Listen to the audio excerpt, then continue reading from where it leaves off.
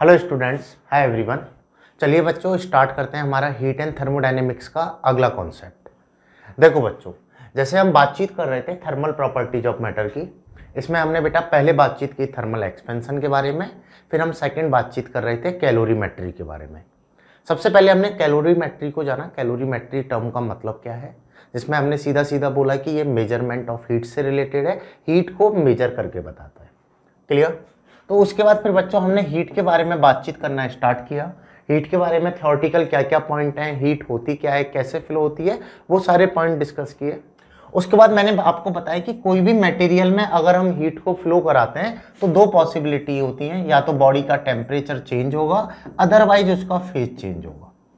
ठीक है, टेम्परेचर में चेंज कैसे होगा, कितना चेंज होगा, इसके बारे में भी हमने बातचीत कर ली थी। ये आया था हमारा Q = ms डेल्टा टी, और अगर मैं मोल की टर्म्स में लिखता हूं तो ये आया था हमारा NC डेल्टा टी। राइट, जितना भी मैं हीट ट्रांसफर करूंगा उस रेस्पेक्ट में बॉडी के टेम्परेचर में चेंज होगा। साथ में वो बेटा डिपेंड करेगा स्पेसिफिक हीट पर कि मटेरियल कितना फेवरेबल है हीट फ्लो के लिए और हीट को एब्जॉर्ब करने के लिए। आ रही है बात समझ में? सेकेंड पॉसिबिलिटी थी फेज ट्रांसफॉर्मेशन, जिसके बारे में अब हम बातचीत करेंगे। हम बातचीत करेंगे कि कब बॉडी के टेम्परेचर में चेंज होगा, कब बॉडी के फेज में चेंज होगा, कैसे हम इन दोनों को डिफ्रेंशिएट कर सकते हैं, कैसे इस बात को हम पता लगाएं कि कब मुझे बेटा टेम्परेचर वाला फॉर्मूला लेना है, कब मुझे फेज चेंज वाला फॉर्मूला यूज में लेना है। क्लियर? इससे पहले मैं आपको कुछ इंपॉर्टेंट बातें बता रहा था, जिसमें हमने बेटा बातचीत की थी स्पेसिफिक हीट के बारे में। स्पेसिफिक हीट टर्म का मतलब क्या है, कैसे कैसे ये मटेरियल के लिए अलग अलग होता है, किस मटेरियल के लिए कितना होगा, आइसोथर्मल प्रोसेस के लिए क्या होगा, एडियाबैटिक प्रोसेस के लिए क्या होगा, और लास्ट में हमने बेटा बातचीत की कोई भी सॉलिड के लिए स्पेसिफिक हीट की वैल्यू क्या होगी। और जो फाइनली हमने कंक्लूड किया, specific heat for solid that is equal to हो जाता है 3R एट dy टेम्परेचर पे। dy temperature generally room temperature के बराबर ही होता है, दैट मीन्स 27 डिग्री सेल्सियस के आसपास ही हमें मिल जाता है। यहां तक हमने पूरा कॉन्सेप्ट डिस्कस कर लिया था, तो स्पेसिफिक हीट के बारे में भी बातचीत कर ली थी। करेक्ट? अभी तक बेटा हमने कॉन्सेप्ट ही डिस्कस किया, तो अब हम स्टार्ट करेंगे सबसे पहले तो न्यूमेरिकल्स। ये जो हमारा फर्स्ट कॉन्सेप्ट है टेम्परेचर चेंज का, इस पे कैसे न्यूमेरिकल बनते हैं, पहले हम ये करने वाले हैं। सेकंड बेटा फिर हम फेज चेंज के बारे में पढ़ेंगे। फेज चेंज के लिए कितना हीट चाहिए होता है, कैसे हीट फ्लो होता है, कैसे फेज में चेंज होता है। देन बातचीत करेंगे बेटा कब टेम्परेचर में चेंज होता है और कब फेज में चेंज होता है। फिर चेक करेंगे बेटा इस वाले पार्ट पर भी न्यूमेरिकल। पैटर्न समझ में आ रहा है क्या क्या हम बातचीत करने वाले हैं, जिससे आपको क्लियर रहे क्या क्या हम बातचीत करेंगे। सबसे पहले टेम्परेचर वाले पे न्यूमेरिकल, ये वाला कॉन्सेप्ट हमने पढ़ लिया है। फिर फेज वाला कॉन्सेप्ट पढ़ेंगे, फिर बेटा इन दोनों को डिफ्रेंशिएट करेंगे, उसके बाद फेज वाले पर हम न्यूमेरिकल करेंगे, फिर दोनों को मिला के हम न्यूमेरिकल करेंगे, ताकि हमारी सारी चीजें क्लियर हो जाए हीट से रिलेटेड। करेक्ट? चलिए तो स्टार्ट करते हैं बेटा हम न्यूमेरिकल्स ऑन टेम्परेचर पार्ट। देखो बच्चों, मैंने आपको बताया था जैसे ही मैं कोई भी मटेरियल है, ये लेट से कोई भी अपने पास मटेरियल है, इस मटेरियल में मैं हीट ट्रांसफर कर रहा हूँ। हीट ट्रांसफर करने पर बॉडी का अगर टेम्परेचर चेंज हो रहा है तो मास की फॉर्म में मैं लिखूंगा ms डेल्टा टी, और मोल की फॉर्म में मैं लिखूंगा इसे NC डेल्टा टी। यहाँ पर S होता है हमारा स्पेसिफिक हीट और C होता है बच्चों हमारा मोलर स्पेसिफिक हीट। ठीक है, M है मास ऑफ मटेरियल और N होते हैं हमारे नंबर ऑफ मोल्स। ये वाली बातचीत हमने की है। ये जो मोलर स्पेसिफिक हीट है, मैंने आपको बोला था सॉलिड की वॉल्यूम में नेग्लिजिबल चेंज होता है, तो सॉलिड के लिए मोलर स्पेसिफिक हीट को कांस्टेंट वॉल्यूम पर भी बोल देते हैं, दैट मीन्स इसको हम CB से भी लिख देते हैं। करेक्ट? तो सॉलिड के लिए तो ये होता है CB। अगर बेटा मैं गैसेस के लिए बातचीत करूं तो गैसेज में जैसे आपने केमिस्ट्री में पढ़ा होगा, इवन हम थर्मोडायनेमिक्स में काफ़ी डिटेल में ये बात पढ़ने भी वाले हैं। गैसेज में दो प्रोसेस पॉसिबल होती हैं। एक तो कांस्टेंट वॉल्यूम पर गैस पॉसिबल है, हीट ट्रांसफर कांस्टेंट वॉल्यूम पर हो सकता है। सेकंड पॉसिबल है कांस्टेंट प्रेशर पर भी हम हीट ट्रांसफर कर सकते हैं। जब मैं कांस्टेंट वॉल्यूम पर हीट ट्रांसफर करूंगा तो मोलर स्पेसिफिक हीट हो जाएगा हमारा CB। जब मैं कांस्टेंट प्रेशर पे हीट ट्रांसफर करूंगा तो मोलर स्पेसिफिक हीट हो जाएगा हमारा CP। गैसेज में 2 मोलर स्पेसिफिक हीट हम डिफाइन कर रहे हैं, एक तो होगा कांस्टेंट वॉल्यूम पर, सेकंड होगा हमारा कांस्टेंट प्रेशर पर। डेट मीन एक होगा Cb, एक होगा Cp। यहाँ पर क्या क्या इनमें डिफरेंस है, इनकी वैल्यू क्या क्या होती है, वो kinetic theory of gases chapter में पढ़ेंगे।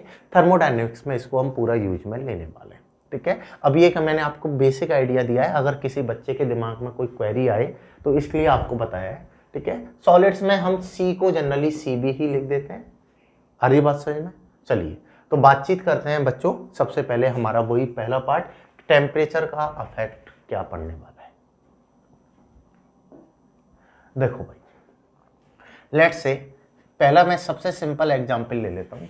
आपको दिया हुआ है बेटा ये कोई भी कंटेनर है, इस कंटेनर में मैंने वाटर फिल कर रखा है, करेक्ट। कंटेनर में हमने क्या फिल कर रखा है, वाटर, जिसका टेम्परेचर है 40 डिग्री सेल्सियस। इसका मास हमें गिवन है that is 500 gram, right. Then मुझे इसके टेम्परेचर को 40 से 80 डिग्री सेल्सियस रेज करना है, तो कितना हीट ऐड करना पड़ेगा। एकदम जीरो से न्यूमेरिकल हम स्टार्ट करेंगे ताकि एक एक बात को आप अच्छे से समझ पाओ। आपको क्या बोला है, initial temperature of water is 40 degree Celsius. Finally मुझे इसके टेम्परेचर को 80 डिग्री सेल्सियस करना है, और इसका जो मास है वो है हमारा 500 ग्राम, ठीक है।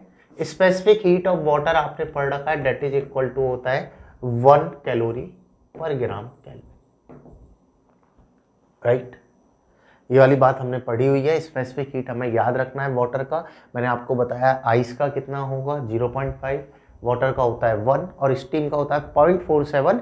फॉर कैलकुलेशन हम उसे भी 0.5 यूज में लेते हैं, करेक्ट। अब देखिए कितना हीट ऐड करना होगा, तो आपने पढ़ रखा है मास दिया हुआ है, तो फॉर्मूला लगाएंगे हम बेटा यहाँ पर ms डेल्टा T। अगर मैं हीट की यहाँ पर बातचीत करूँ तो मास है बेटा 500 ग्राम, स्पेसिफिक हीट है 1। चेंज इन टेम्परेचर चाहे सेल्सियस में लिखो या बेटा आप केल्विन में लिखो, वो सेम ही आएगा, तो ये आ जाएगा हमारा 40। यहाँ से अगर बेटा मैं Q को लिखता हूँ तो 5 × 4 = 20, तो डेट विल बिकम 20,000 कैलोरी। जब मैं 20,000 कैलोरी हीट इसमें ऐड करता हूँ तो इसका टेम्परेचर 40 डिग्री सेल्सियस से 80 डिग्री सेल्सियस हो जाएगा। इस तरह से बॉडी का टेम्परेचर चेंज होता है। अगर बॉडी में हीट ऐड कर रहे हो तो टेम्परेचर बढ़ेगा, अगर बॉडी से हीट रिमूव कर रहे हो तो टेम्परेचर उसका घटेगा। बात आ रही है समझ में कि if I am adding heat to the system then temperature rises, if I removing the heat from the system then temperature falls. ये हमारा एक बेसिक सा कॉन्सेप्ट है जिसको हम फॉलो करते हैं, करेक्ट। यहां तक आपको क्लियर है सारी बातें? चलिए तो ये तो हो गया बेटा हमारा फॉर्मूला। अब बातचीत करते हैं कैसे न्यूमेरिकल यहाँ पर बनते हैं। ऐसी सिंपल बातें तो नीट में नहीं पूछेगा, थोड़ी अच्छे लेवल की ही प्रॉब्लम पूछेगा। तो कैसी प्रॉब्लम्स हमारी यहाँ पे फ्रेम होती हैं इस वाले फॉर्मूला पर, और चेक करते हैं। जिनको नोट डाउन करना है वो अपना नोट डाउन भी कर सकते हैं। देखो बच्चों, लेट्स से अब मैं प्रॉब्लम को थोड़ा सा बढ़ा देता हूं। आपको दिया हुआ है बेटा, आपके पास 2 कंटेनर है, एक कंटेनर ये है, एक कंटेनर ये है, ठीक है। इसमें भी वाटर फिल्ड है और इसमें भी वाटर अपना फिल्ड है। यहां पर बेटा इसका टेम्परेचर है 90 डिग्री सेल्सियस, इसका टेम्परेचर है 20 डिग्री सेल्सियस। इस वाले कंटेनर का जो मास है डेट इज 100 ग्राम, और इस वाले कंटेनर का जो मास है डेट इज 50 ग्राम। अभी बेटा इनके बीच में कोई भी हीट का ट्रांसफर नहीं हो रहा था, मैंने बीच में एक वॉल्व लगा रखा है जो हीट को फ्लो नहीं होने दे रहा है। अब मैं इस वॉल्व को ओपन कर देता हूं, then determine final temperature. Problem समझ लो, प्रॉब्लम में क्या बोला गया है, 2 सिस्टम आपको दिए हुए हैं, एक में 100 ग्राम वाटर फिल्ड है, एक में 50 ग्राम वाटर फिल्ड है।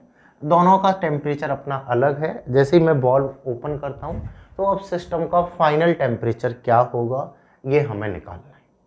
क्वेश्चंस को आप अटेम्प्ट करना स्टार्ट करो, जिनको कॉन्सेप्ट समझ में आ गया है। जिनको नहीं आया है वो मेरे साथ समझ लो किस तरीके से ऐसी प्रॉब्लम को हम अटेम्प्ट करने वाले हैं, कैसे हम बेटा इसका आंसर निकालते हैं। देखो यार एकदम आसान सी बात है, कि अगर एक बॉडी का टेम्परेचर ज़्यादा है एक का कम है तो इनके बीच में क्या आ जाएगा, टेम्परेचर डिफरेंस। और अगर टेम्परेचर डिफरेंस है तो हीट फ्लो होगी from high temperature to low temperature. आपने हीट के बारे में पढ़ा है, heat flows from high temperature to low temperature. और कब तक फ्लो होगा, जब तक दोनों का टेम्परेचर सेम ना हो जाए।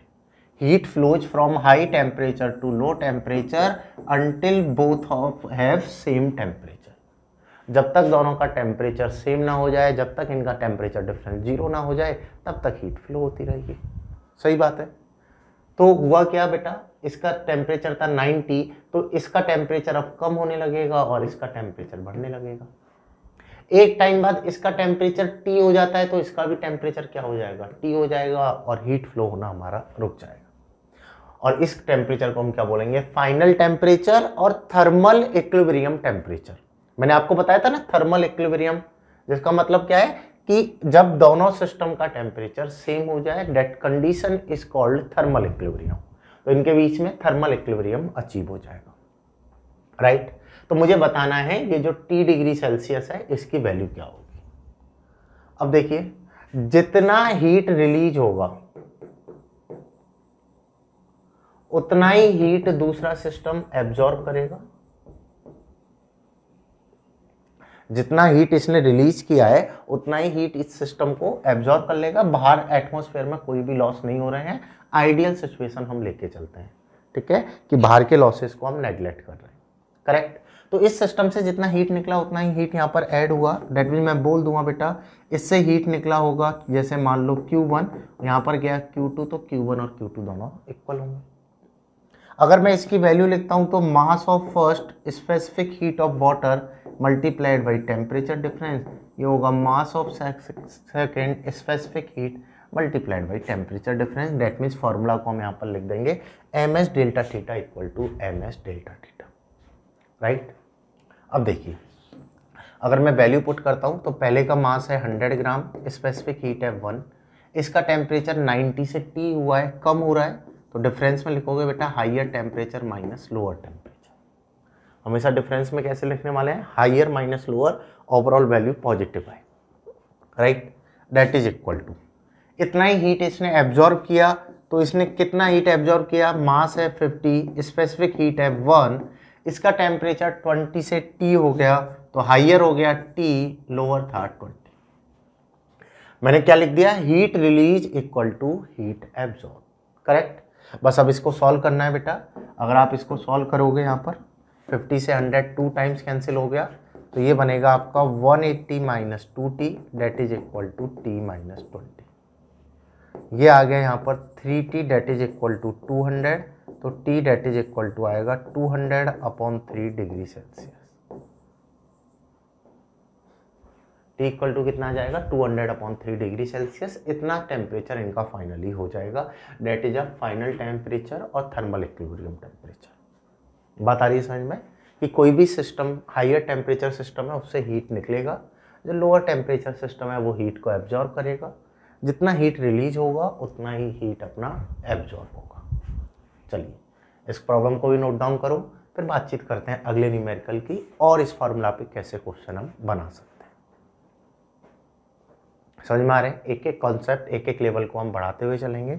इस तरीके से हमारी सारी कहानी हमें क्लियर हो जाएगी कि कैसे कैसे हमें प्रॉब्लम को लिखना है। चलिए अगला एग्जाम्पल मैं ले लेता हूँ।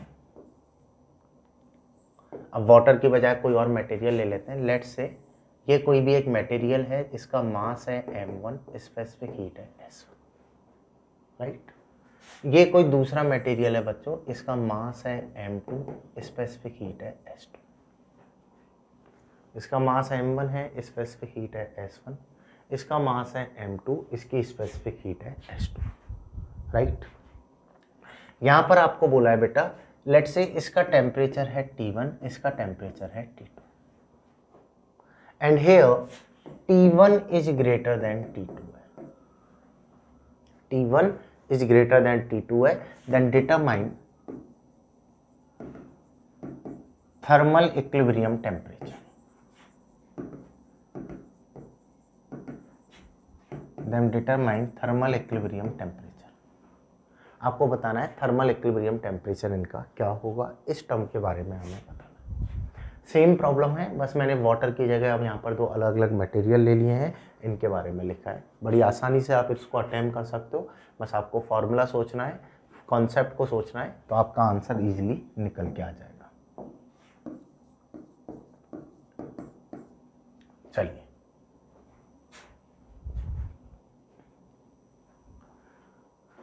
देखो बच्चों, जो मेरे साथ समझ लो, जो सॉल्व कर रहे हैं वो अपना सॉल्व कर लो और अपना आंसर वेरीफाई करना। जैसे इसका टेम्परेचर अगर ज़्यादा है तो सीधी सी बात है, इससे हीट फ्लो होगा, और कब तक फ्लो होगा, जब तक इनका टेम्परेचर सेम ना हो जाए। मान लो इसका टेम्परेचर अब T हो गया, तो इसका भी टेम्परेचर क्या हो जाएगा, T। तो बेटा थर्मल इक्विलिब्रियम कैसे अटेन होता है, higher temperature to lower temperature heat flow होता है, और हीट जब तक फ्लो होता है जब तक दोनों बॉडीज का टेम्परेचर सेम ना हो जाए।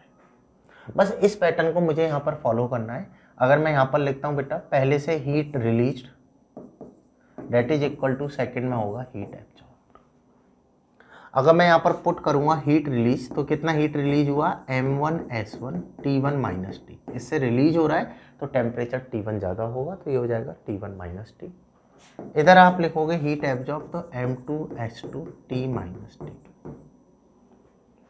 ठीक है, ये यहाँ पर इतना हीट एब्जॉर्ब करेगा। अगर मैं यहाँ पर वैल्यू पुट करता हूँ तो m1s1 T1 minus m1s1 T that is equal to आएगा m2s2 T minus m2s2 T2, correct. अगर मैं यहाँ पर लिखूँगा तो ये होगा m1s1 T1 plus m2s2 T2 that is equal to m1s1 plus m2s2 multiplied by T। यहाँ से बेटा अगर मैं फाइनल टेम्परेचर की वैल्यू लिखूँगा तो फाइनल टेम्परेचर आएगा m1s1 T1 plus m2s2 T2 upon m1s1 plus m2s2, that is the final temperature. और ये एक स्टैंडर्ड फार्मूला भी बन गया कि अलग अलग मटेरियल दिए जाएं तो थर्मल इक्विलिब्रियम टेम्परेचर कितना अचीव होगा टेम्परेचर की टर्म्स में। सीधा सीधा एक सिस्टम जितना हीट रिलीज करता है, दूसरा सिस्टम उतना ही हीट को एब्जॉर्ब कर लेता है, और हीट कितना रिलीज होने वाला है उसको हम कैलकुलेट करते हैं ms डेल्टा टी से। ms डेल्टा टी के फॉर्मेट को फॉलो करके आप निकाल सकते हो फाइनल टेम्परेचर क्या होगा। ये स्टैंडर्ड फार्मूला है, जो कुछ बच्चे इस फार्मूला को ही रट लेते हैं और सारे क्वेश्चंस को इस फार्मूला से लगाना चालू कर देते हैं बजाय इसको समझने के। लेकिन मैं तो प्रेफर यही करूँगा कि आप चीज़ों को समझो, समझ लोगे तो चीज़ें अपने आप आपको याद रह जाएंगी। ठीक है, रटने में कोई ऐसी भलाई नहीं है। बाकी आप याद रखना चाहो तो याद भी रख सकते हो, अच्छी बात है, ये स्टेप नहीं लिखने पड़ेंगे। लेकिन प्रेफर यही है कि आप इस कॉन्सेप्ट को समझो। ठीक है, तो क्या हुआ बेटा, अगर दो अलग अलग मटेरियल दिए जाएं डिफरेंट डिफरेंट टेम्परेचर पे, तो higher temperature to lower temperature heat flow होगा, और जब तक हीट फ्लो होगा जब तक दोनों बॉडीज का टेम्परेचर सेम ना हो जाए तब तक ये वाली कहानी हमारी चलती ही रहेगी। आई बात समझ में? ठीक है, तो बस कैलकुलेशन है। हीट एंड थर्मोडायनेमिक्स का जो हमारा ये सेगमेंट है 3 चैप्टर का, इसकी सबसे अच्छी बात यह है कि इस पूरे सेगमेंट को आसानी से समझा जा सकता है अगर हमने हीट और टेम्परेचर को समझ लिया है। इसलिए मैंने स्टार्टिंग पर हीट और टेम्परेचर पे ज़्यादा फोर्स लगाया था कि आप इन दोनों टर्म को अच्छे से समझो। अगर किसी भी बच्चे को अब भी हीट और टेम्परेचर का डाउट है तो एक बार बैक जाके हीट और टेम्परेचर को वापस से समझो, फिर इन टॉपिक को समझना तो और आसान लगेगा। उनको समझने के बजाय अगर आप सीधा सोचोगे तो आप कंफ्यूज ही रहोगे। मतलब वो जो 100% पकड़ होती है ना, वो 100% पकड़ नहीं बन पाएगी। क्लियर? चलिए, तो देखो बच्चों, मैंने आपको बताया कि जैसे ही मैं किसी भी मटेरियल में हीट ट्रांसफर कर रहा हूं तो एक तो पॉसिबिलिटी है उसके टेम्परेचर में चेंज होने की। आई बात समझ में? इस पर एक और अच्छा न्यूमेरिकल अब मैं लेने वाला हूं। अब उस न्यूमेरिकल को और समझ लेना। अभी तक 2 मटेरियल की बात कर रहे थे, अब मैं 3 मटेरियल ले लेता हूं। मान लो आपको 3 मटेरियल दिए हुए हैं A, B एंड C। ठीक है, तीनों का जो मास है वो सेम है, तीनों का मास ले लेते हैं M M M। तीनों मटेरियल डिफरेंट हैं तो स्पेसिफिक हीट अलग होगा, SA SP and SC। Right? आपको बोला है बेटा A का टेम्परेचर है 12 डिग्री सेल्सियस, समझ लेना बात को अब अच्छे से। बी का टेम्परेचर है 18 डिग्री सेल्सियस और सी का टेम्परेचर है 30 डिग्री सेल्सियस। तीनों बॉडीज का भी टेम्परेचर क्या है बेटा, अलग अलग है। ए का टेम्परेचर दिया हुआ है, बी का दिया हुआ है और सी का दिया हुआ है, राइट। बहुत अच्छा क्वेश्चन है, सारे कंफ्यूजन सारे क्वेश्चन क्लियर हो जाएंगे। जब ए और बी को हम साथ में रखते हैं तो बेटा इनका फाइनली इक्विलिब्रियम टेम्परेचर निकल के आता है 16 डिग्री सेल्सियस। कितना निकल के आता है? 16 डिग्री सेल्सियस। जब बी और सी को हम साथ में रखते हैं, बी और सी को साथ में रखते हैं तो इनका फाइनल टेम्परेचर निकल के आता है 22 डिग्री सेल्सियस। कितना निकल के आ रहा है? 22 डिग्री सेल्सियस। तो आपको बताना है अगर मैं ए और सी को साथ में रखूं तो इनका फाइनल टेम्परेचर क्या होगा। क्वेश्चन समझ लो। ए बी सी तीन डिफरेंट मटेरियल गिवन है, तीनों का मास सेम है, स्पेसिफिक हीट अलग है। ए बी और सी तीनों का टेम्परेचर आपको दिया हुआ है। When I put A and B system together, then the equilibrium temperature is 16 degrees Celsius. That is 16, right? When B and C are put together, then the equilibrium temperature is 22 degrees Celsius, right? Then determine the equilibrium temperature when A and C system are put together. ए और सी को अगर हम साथ में रख रहे हैं तो इनका इक्विलिब्रियम टेम्परेचर क्या होगा, मुझे इस कॉन्सेप्ट को निकालना है। चलिए क्वेश्चन को नोट डाउन करो और सॉल्व करना स्टार्ट करो। बस हमने एक और लेवल बढ़ा दिया बेटा क्वेश्चन में, लेकिन है वही आसान सी बात, आसान से तरीके से आप इसको समझ सकते हो।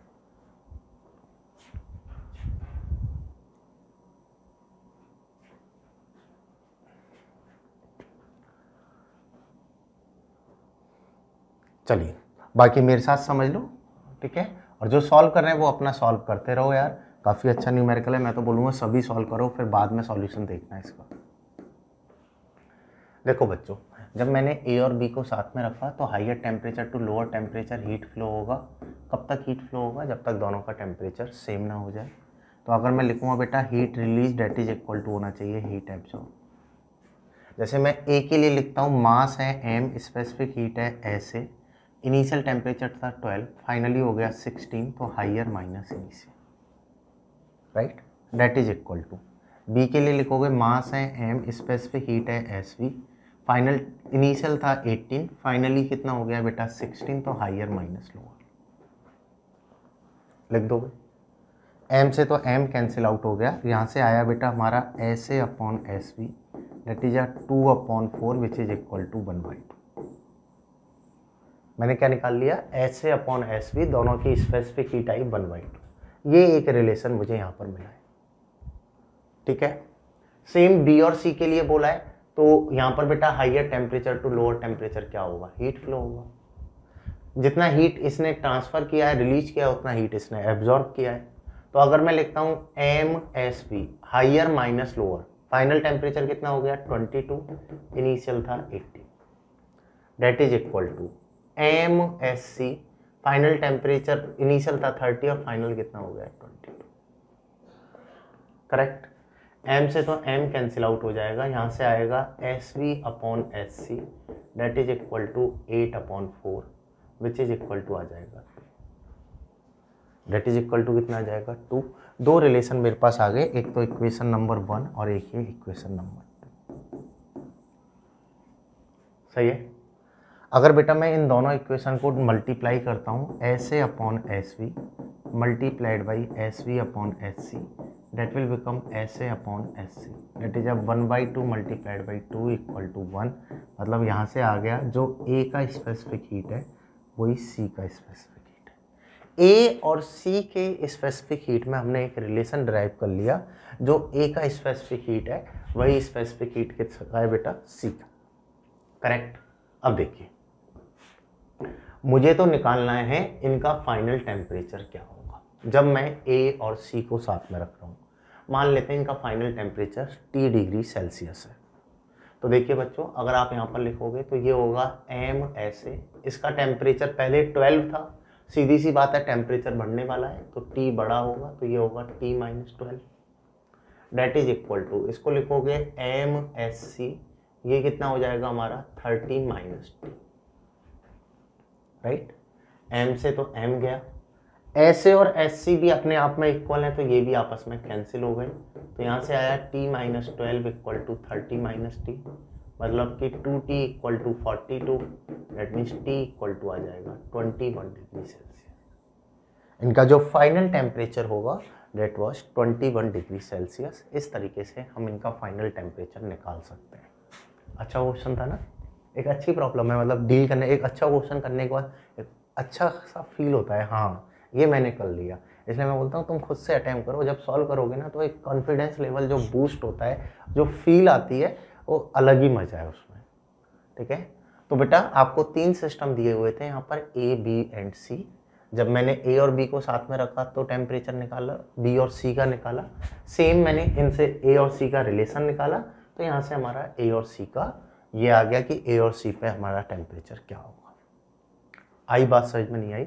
इस टाइप की प्रॉब्लम हमारे पहले फॉर्मूला पर फॉर्म होती है। मैंने आपको फर्स्ट स्टेप बताया है Q equal to MS delta T पर कैसे क्वेश्चन हमारे फ्रेम हो सकते हैं, राइट। चलिए, तो इस पूरे कॉन्सेप्ट को आप नोट डाउन कर लो, फिर बातचीत करते हैं बेटा हम अगले टॉपिक की, आगे की बातचीत करते हैं और कैसे क्वेश्चन हमारे यहाँ पर फ्रेम हो सकते हैं।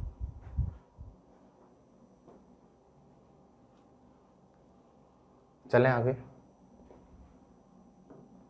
चलिए देखो बच्चों, अब मैंने बोला कि एक तो टेम्परेचर में चेंज पॉसिबल है और सेकंड क्या पॉसिबल है बेटा, फेज ट्रांसफॉर्मेशन भी हीट से पॉसिबल है। या तो टेम्परेचर में चेंज होगा, अदरवाइज फेज में उसके में ट्रांसफॉर्मेशन होगा। तो सबसे पहले फेज ट्रांसफॉर्मेशन वर्ड को समझ लेते हैं, फिर समझते हैं कितनी हीट से फेज का ट्रांसफॉर्मेशन होता है। जैसे बेटा अगर मैं बातचीत करूं, फेज ट्रांसफॉर्मेशन का मतलब है सॉलिड से लिक्विड बन रहा है और लिक्विड से गैस बन रहा है और डायरेक्टली सॉलिड से गैस बन रहा है, या इसका रिवर्स, ठीक है। ये सारे क्या है बेटा, फेज ट्रांसफॉर्मेशन के फॉर्मेट है, चाहे वो सॉलिड से लिक्विड बने, चाहे वो लिक्विड से गैस बने, या गैस टू सॉलिड बने और सॉलिड टू गैस बने। आ रही बात समझ में? और इवन हम बेटा लोअर लेवल की क्लासेज में सेकेंडरी लेवल तक ये भी पढ़ लेते हैं, अगर सॉलिड से लिक्विड बन रहा है तो इस प्रोसेस को हम बोलते हैं मेल्टिंग। अगर लिक्विड से गैस बन रहा है तो इस प्रोसेस को हम बोलते हैं बेटा बॉइलिंग, राइट। और बेटा अगर सॉलिड टू बॉइलिंग भी बोलते हैं और इसको वेपोराइजेशन भी बोलते हैं। आ रही ना बात समझ में? और ऐसे अगर बेटा हमारा सॉलिड से गैस बन रहा है, या गैस से सॉलिड बन रहा है, या लिक्विड टू सॉलिड बन रहा है, या गैस टू लिक्विड बन रहा है, तो इन अलग अलग प्रोसेस को हम डिफाइन करते हैं। आ रही बातचीत समझ में? सीधा सीधा सा है। तो हम यहाँ पर बातचीत करने वाले हैं कि अगर सॉलिड से लिक्विड बनता है तो कितनी हीट चाहिए, लिक्विड से गैस बनता है तो कितनी हीट चाहिए, कैसे कैसे क्वेश्चंस हमारे यहाँ पर बनते हैं, ठीक है। अब देखिए, इस बात को समझाने से पहले मैं आपका ये वाला कन्फ्यूजन दूर कर देता हूँ कि जब मैं मटेरियल को हीट ट्रांसफ़र करता हूँ तब कब उसके टेम्परेचर में चेंज होगा और कब उसकी फेज में चेंज होगा। इस बात को समझा जा सकता है बेटा वाटर का एग्जाम्पल लेकर। हम वाटर के लिए स्टडी करते हैं, वाटर को स्टडी करके इस बात को बड़ी आसानी से समझा जा सकता है। इस बात को समझ लेंगे तो फिर इसके फॉर्मूला, इससे रिलेटेड कैलकुलेशन और कॉन्सेप्ट, उन सबको भी हम बड़ी आसानी से समझ सकते हैं। चलिए, जैसे अगर मैं वाटर की बातचीत करूं, मान लो पहले मेरे पास थी आइस एट -50 डिग्री सेल्सियस, ठीक है। आपने पढ़ रखा है बेटा वाटर के एक बॉइलिंग पॉइंट होता है, वाटर का एक अपना मेल्टिंग पॉइंट होता है। तो देखो बच्चों, इनिशियली मैं मान लेता हूँ आइस -50 डिग्री सेल्सियस पर है। अब मैं इस सिस्टम को हीट ऐड करता हुआ जा रहा हूँ, ठीक है। जैसे मैं आइस को हीट ऐड करूँगा तो आइस का टेम्परेचर अभी -50 है, आइस इस हीट को एब्जॉर्ब करके अपना टेम्परेचर बढ़ाएगा और ये टेम्परेचर बढ़ा के एक टाइम पे 0 डिग्री सेल्सियस पे आ जाएगा, करेक्ट। अब देखिए बच्चों, जब आइस 0 डिग्री सेल्सियस पे आता है तो आपने पढ़ रखा है 0 डिग्री सेल्सियस पे आइस मेल्ट होना स्टार्ट होता है। डेट मीन्स अब मैं अगर बेटा यहाँ पर हीट ऐड करता हूँ तो अब बॉडी का टेम्परेचर, अब सिस्टम का टेम्परेचर चेंज ना होके इसकी फेज में चेंज होगा और ये कन्वर्ट हो जाएगा लिक्विड में, ये बनाएगा वाटर एट 0 डिग्री सेल्सियस। बात आ रही है समझ में? कहने का मतलब क्या है कि अगर मैं -50 पर था जब तो हीट टेम्परेचर को चेंज कर रही थी, लेकिन 0 डिग्री सेल्सियस पे अगर मैं आया, अगर मैं मेल्टिंग स्टेज पर आ गया तो मेल्टिंग स्टेज पर इसकी फेज में चेंज होगा, ना कि इसके टेम्परेचर में चेंज होगा। तो अगर मैं हीट ऐड करता हूं कब फेज में चेंज होता है? जब उसका मेल्टिंग पॉइंट और बॉइलिंग पॉइंट हमें अचीव हो, उस टेम्परेचर पर अगर हीट ऐड की जाए तो उसके फेज में चेंज होता है, अदरवाइज टेम्परेचर में चेंज होता है। राइट? जैसे इस कॉन्सेप्ट को अगर मैं आगे कंटिन्यू करूं, फर्दर अगर मैं बेटा हीट ऐड करता हूं तो अब इसका टेम्परेचर बढ़ने लगेगा और एक टाइम पे इसका टेम्परेचर बढ़ के पहुंच जाता है 100 डिग्री सेल्सियस पे। करेक्ट? इसके बाद अगर मैं इसको फर्दर और हीट ऐड करूं तो अब 100 डिग्री सेल्सियस वाटर का बॉइलिंग पॉइंट होता है।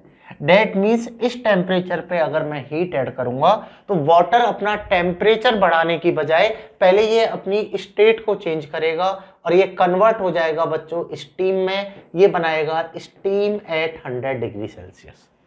ऐसा पॉसिबल नहीं है कि 100 डिग्री सेल्सियस पे वाटर है, अब आप बोलो 110 डिग्री सेल्सियस पर भी वाटर हो। बता रही समझ में? क्योंकि 100 डिग्री सेल्सियस पर बॉइलिंग पॉइंट होता है, यहां पर अगर आप हीट ऐड करोगे तो इसके फेज में ट्रांसफॉर्मेशन होगा, इसकी फेज में चेंज होगा और ये बनाएगा बेटा स्टीम। यहां टेम्परेचर में कोई भी चेंज नहीं होगा।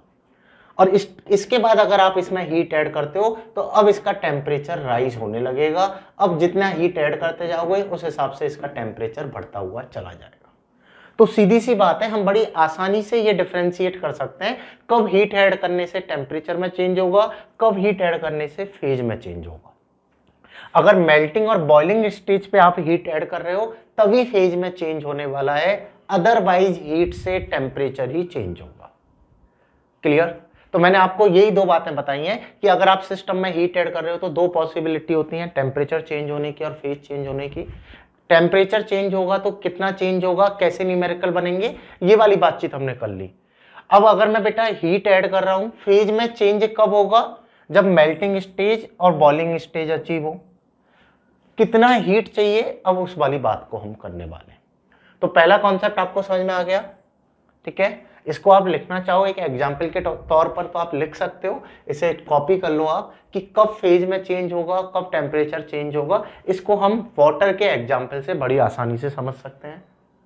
अदर मटेरियल के लिए हमें उनका मेल्टिंग और बॉइलिंग पॉइंट दिया हुआ होगा तो हम पता भी लगा लेंगे कि कब मुझे फेज ट्रांसफॉर्मेशन का फॉर्मूला लगाना है, कब मुझे टेम्परेचर चेंज का फॉर्मूला लगाना है। ठीक है, वाटर का हम याद रख लेते हैं। चलिए आगे की बात पर आते हैं। देखो बच्चों, अब हम फेज ट्रांसफॉर्मेशन के लिए बातचीत करते हैं। फेज ट्रांसफॉर्मेशन में दो स्टैंडर्ड फेज ट्रांसफॉर्मेशन को हम पढ़ रहे होते हैं। अगर मैं दोनों स्टैंडर्ड फेज ट्रांसफॉर्मेशन की बातचीत करूं तो एक होता है सॉलिड टू लिक्विड और एक होता है बच्चों हमारा liquid to gas. Liquid to gas बोल लो या लिक्विड टू वेपर बोल लो। ठीक है, एक होता है सॉलिड टू लिक्विड, एक होता है लिक्विड टू गैस। दो स्टैंडर्ड फेज ट्रांसफॉर्मेशन के बारे में पढ़ते हैं। इनका रिवर्स भी आप पढ़ सकते हो और फिर डायरेक्ट भी हम इनको बना लेते हैं। अगर मैं सॉलिड टू लिक्विड की बातचीत करूं तो बेटा इस प्रोसेस को हम बोलते हैं फ्यूजन। अगर कोई मटेरियल सॉलिड से लिक्विड बना रहा है उस प्रोसेस को बोलते हैं फ्यूजन, और कोई मटेरियल अगर लिक्विड टू गैस में कन्वर्ट हो रहा है तो इसको हम बोलते हैं वेपोराइजेशन।